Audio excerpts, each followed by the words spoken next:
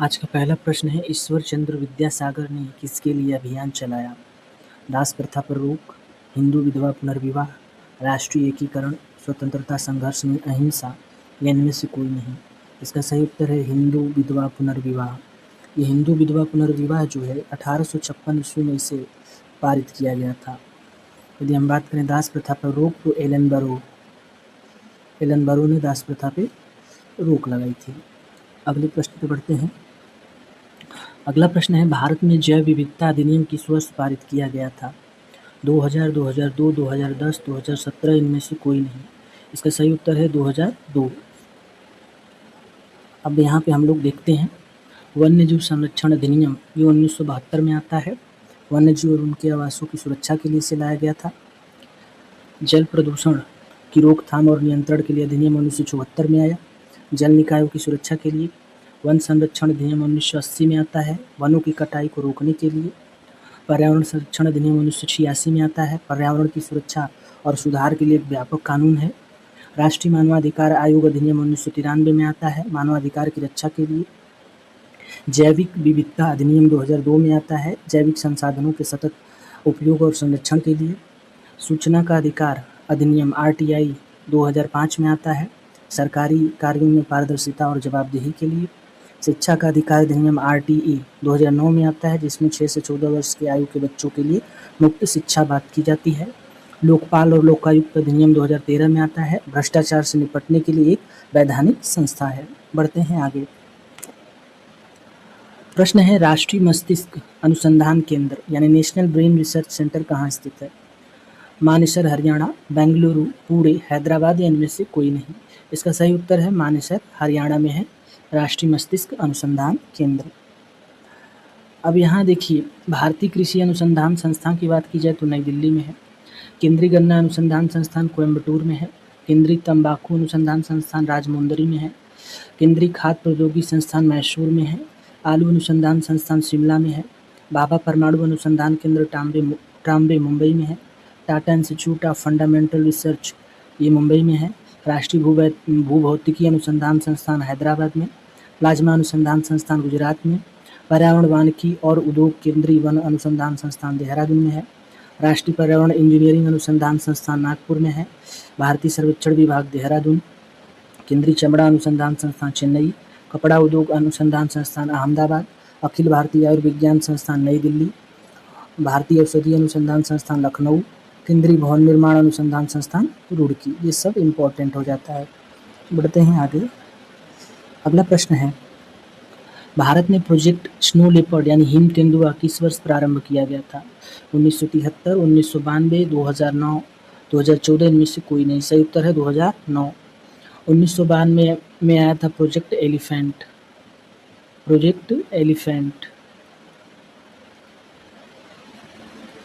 और project tiger कब आया था? तो प्रोजेक्ट टाइगर आया था 1973 में। बढ़ते हैं आगे। निवेश सारथी पोर्टल द्वारा निम्नलिखित में से कौन सी सेवा प्रदान नहीं की जाती है? निवेश आशय दाखिल करना, शिकायत का निवारण तंत्र, उद्योगों के लिए भूमि आवंटित या बैठक प्रबंधन मॉड्यूल। सही उत्तर है शिकायत निवारण तंत्र। इसका सही उत्तर होगा उद्योगों के लिए भूमि आवंटित करना। नेक्स्ट, अगला प्रश्न है, विश्व में सर्वाधिक लंबी नदी कौन सी है? यांगची, अमेजन, नील, मिसिसिपी या इनमें से कोई नहीं। तो विश्व की सबसे लंबी नदी है नील। कौन सी नदी है? नील नदी है, और इसकी लंबाई जो है 6650 किलोमीटर है, और यह विक्टोरिया झील के पास से अफ्रीका महाद्वीप में से निकलती है। यानी यह विक्टोरिया झील से निकलती है। विक्टोरिया झील से निकलती है अफ्रीका में। अगर हम बात करें अमेजोन की, तो अमेजोन जो है ये विश्व की सबसे चौड़ी नदी है। कैसी नदी है? चौड़ी नदी है, और यह एंडीज पर्वत से निकलती है। पेरू के एंडीज पर्वत से। एंडीज पर्वत। अगर पूछा जाए यांगची को, तो यांगची जो नदी है यह एशिया की सबसे लंबी नदी है। कहाँ से निकलती है? तिब्बत के पठार चिन्ह से। यानी तिब्बत पठार चिन्ह से ये निकलती है। बढ़ते हैं आगे। अगला प्रश्न है, चालुक्य राजवंश का संस्थापक कौन था? विष्णुवर्धन, कीर्तिवर्मन, पुलकेशिन प्रथम, पुलकेशिन द्वितीय, इनमें से कोई नहीं। इसका सही उत्तर है पुलकेशिन प्रथम था। और चालुक्य वंश की स्थापना जो है वो 543 ईस्वी के आसपास हुई थी। 543 ईस्वी में चालुक्य वंश की स्थापना होती है और इनकी राजधानी जो होती है बादामी, कर्नाटक में। बादामी, कर्नाटक में इनकी राजधानी होती है। नेक्स्ट, भारतीय संविधान के 91वें संविधान संशोधन के तहत मंत्रिपरिषद के सदस्यों की संख्या लोकसभा, विधानसभा के कुल सदस्यों की संख्या कितने प्रतिशत अधिक नहीं होनी चाहिए थी? नहीं होगी। 5, 10, 15, 20, इनमें से कोई नहीं।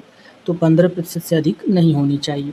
91वां संविधान संशोधन जो है ये 2003 में आता है। निम्नलिखित में से किस जगह पर बुद्ध को ज्ञान प्राप्त हुआ था? कार्ले, बोधगया, सारनाथ, लुम्बिनी, इनमें से कोई नहीं। सही उत्तर है बोधगया में। तो गौतम बुद्ध से संबंधित कुछ महत्वपूर्ण प्रश्न की बात करें तो इनका जो जन्म है उसका प्रतीक कमल माना जाता है। कमल और बैल, कमल और बैल इनका जन्म प्रतीक माना जाता है। जब इन्होंने गृह त्याग किया तो उसे महाभिनिष्क्रमण कहा गया। गृह त्याग की घटना को, गृह त्याग 29 वर्ष की आयु में इन्होंने गृह त्याग किया था, इसे महाभिनिष्क्रमण कहा जाता है। महाभिनिष्क्रमण। इसके साथ जब इन्होंने ज्ञान की प्राप्ति की, कहाँ पे ज्ञान की प्राप्ति की थी? तो ये बोधि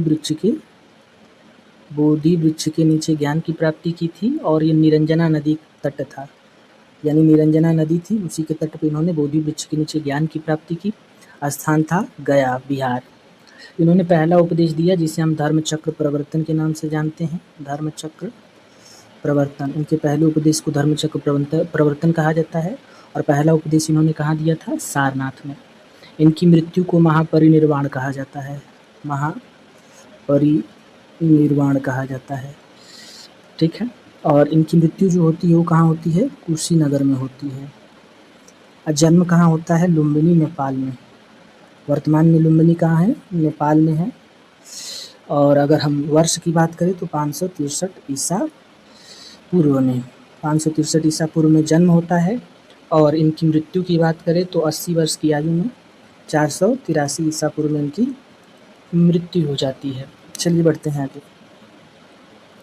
अगला प्रश्न है आटाकामा मरुस्थल कहाँ स्थित है? अफ्रीका में, उत्तरी अमेरिका में, उत्तरी पश्चिमी एशिया में, दक्षिणी अमेरिका में, इनमें से कोई नहीं। तो जो आटाकामा मरुस्थल है ये उत्तरी अमेरिका का पार्ट है।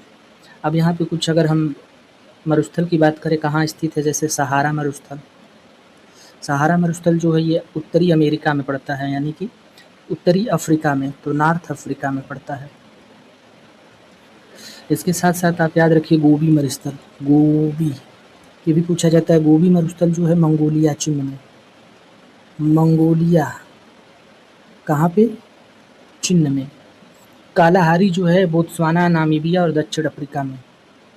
कालाहारी, कालाहारी जो है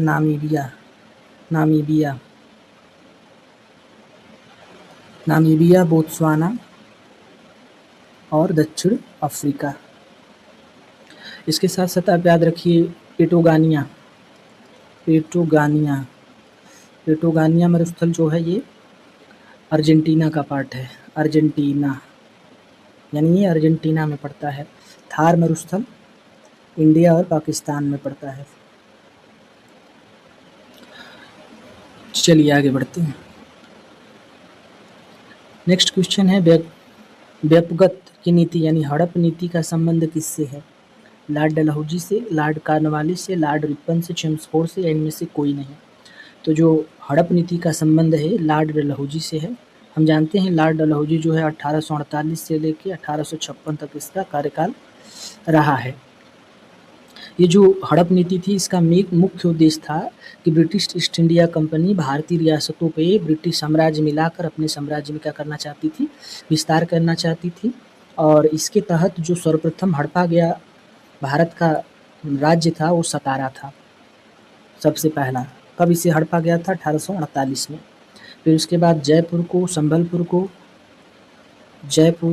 संबलपुर, इसके साथ साथ उदयपुर, झांसी को 1853 में हड़प लिया गया था। और एक और याद रखिए आप, नागपुर इसे 1854 में हड़प लिया गया था। बढ़ते हैं आगे। प्रश्न है, बाघों के संरक्षण के लिए बाघों के संरक्षण के लिए प्रत्येक वर्ष किस तिथि को अंतर्राष्ट्रीय बाघ दिवस के रूप में मनाया जाता है?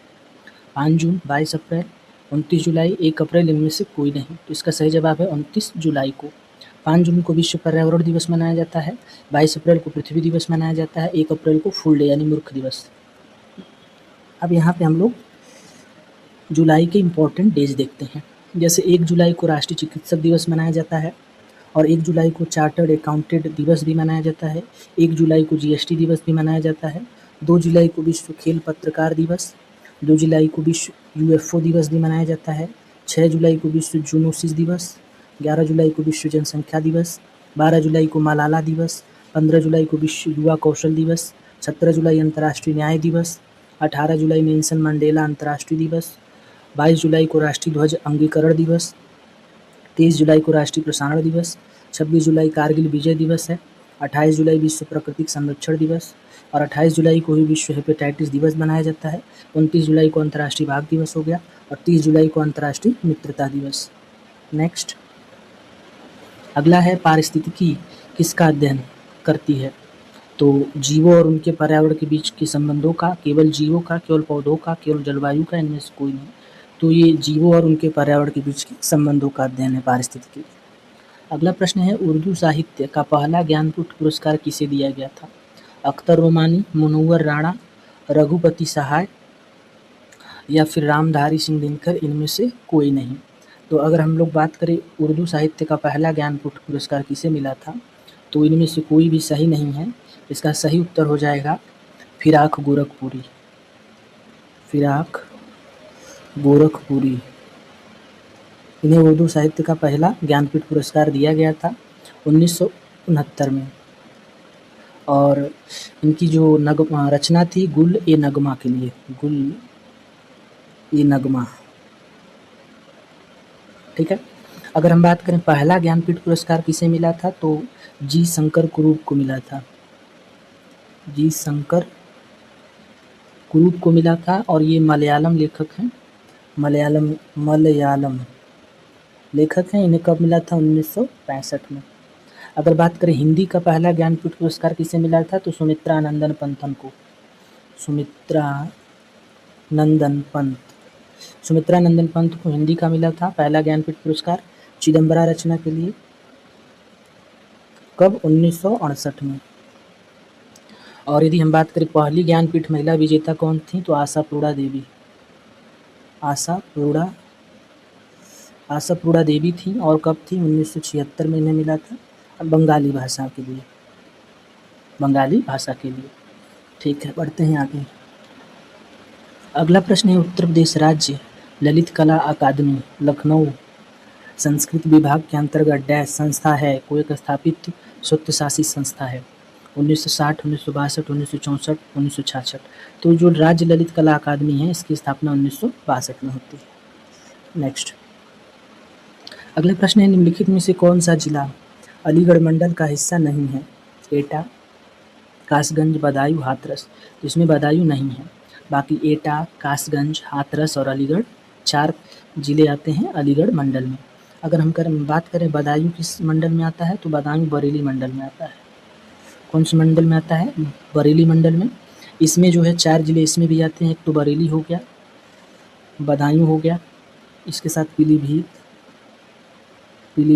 और शाहजहांपुर।